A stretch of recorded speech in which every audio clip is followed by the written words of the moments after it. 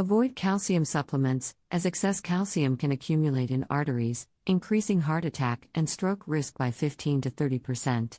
Instead, get calcium from leafy greens and nuts, which are safer and better absorbed.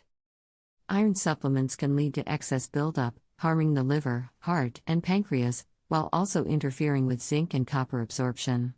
Unless prescribed, avoid iron supplements, as excess iron can increase the risk of chronic disease by 20 to 25%.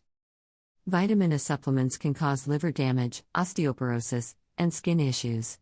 High doses over 3,000 micrograms daily are particularly risky. Opt for natural sources like cod liver oil, egg yolks, butter, and carrots.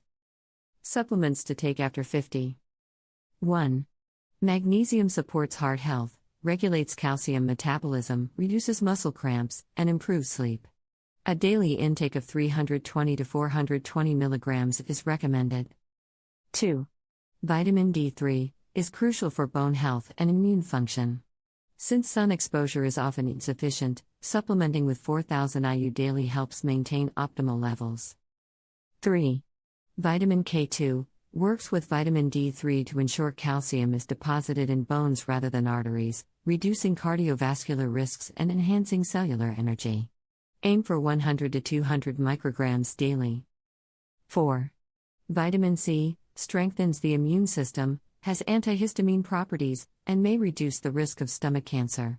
A daily dose of 75 to 90 milligrams is recommended, though higher doses up to 2,000 milligrams are generally safe. 5. Vitamin B12 becomes more essential with age, as stomach acid production declines, making it harder to absorb from food. Supplementing with 500 to 1,000 micrograms daily helps prevent cognitive decline, neuropathy, and anemia. Avoid calcium, iron, and vitamin A supplements due to potential health risks.